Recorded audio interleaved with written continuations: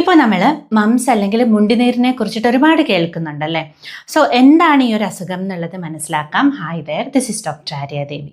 Moms അല്ലെങ്കിൽ മുണ്ടിനീര് എന്ന് പറയുന്നത് ഒരു വൈറൽ ഇൻഫെക്ഷൻ ആണ്. ഇതിൻ്റെ പ്രധാന ലക്ഷണം എന്താണെന്ന് വെച്ച് കഴിഞ്ഞാൽ നമ്മുടെ കവിളിൽ താടിയെല്ലിൻ്റെയും ചെവിയുടെയും ഇടയ്ക്കായിട്ട് കാണുന്ന ഒരു സ്വെല്ലിംഗ് ആണ്. ഈ ഒരു ഏരിയയിലായിട്ട് കാണപ്പെടുന്ന ഉമിനീർ ഗ്രന്ഥിയാണ് ഈ ഇൻഫെക്ഷൻ എഫക്റ്റ് ചെയ്യുന്നത്. അതുകൊണ്ട് തന്നെ ഈ ഒരു ഗ്ലാൻഡ് അല്ലെങ്കിൽ ഗ്രന്ഥിക്ക് വീക്കം സംഭവിക്കുന്നതാണ് ഇങ്ങനെ തടുപ്പ് പോലെ അല്ലെങ്കിൽ ഒരു സ്വെല്ലിംഗ് പോലെ നമുക്ക് കാണാനായിട്ട് സാധിക്കുന്നത്.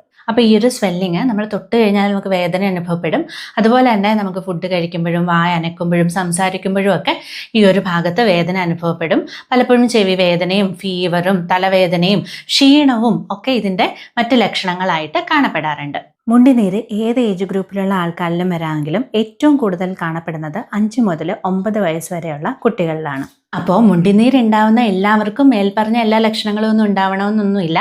ഇത് ഓരോരുത്തരെയും ഓരോ രീതിയിലാണ് എഫക്റ്റ് ചെയ്യുന്നത്. ചിലവർക്ക് നല്ല രീതിയിലുള്ള ലക്ഷണങ്ങളും ബുദ്ധിമുട്ടുകളും ഉണ്ടാവാറുണ്ട്.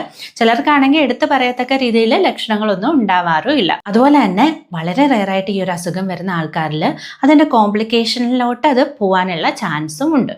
മുണ്ടിനീര് പകരുന്നത് എങ്ങനെയാണെന്ന് വെച്ച് കഴിഞ്ഞാൽ ഇത് ഉള്ള ആൾക്കാരുടെ മൂക്കിൽ നിന്നുള്ള ഡിസ്ചാർജ് അല്ലെങ്കിൽ അവരുടെ സലൈവ ഉമിനീര് വഴിയൊക്കെയാണ് ഇത് മറ്റുള്ളവരിലേക്ക് എത്തുന്നത്. അപ്പോൾ ഡയറക്റ്റ് കോണ്ടാക്റ്റിലൂടെ ഇത് സ്പ്രെഡ് ചെയ്യാം. അല്ലെങ്കിൽ ഈ ഒരു അസുഖമുള്ള വ്യക്തികൾ ചുമയ്ക്കുകയോ തുമ്മുകയോ ഒക്കെ ചെയ്യുന്ന സമയത്ത് വളരെ നേർത്ത ഉമിനീർ കണങ്ങൾ ഈ ഒരു വ്യക്തിയിൽ നിന്നും മറ്റു വ്യക്തികളിലേക്ക് എത്തുകയും അത് കാരണം അവർക്ക് ഈ ഒരു അസുഖം വരികയും ചെയ്യാറുണ്ട്.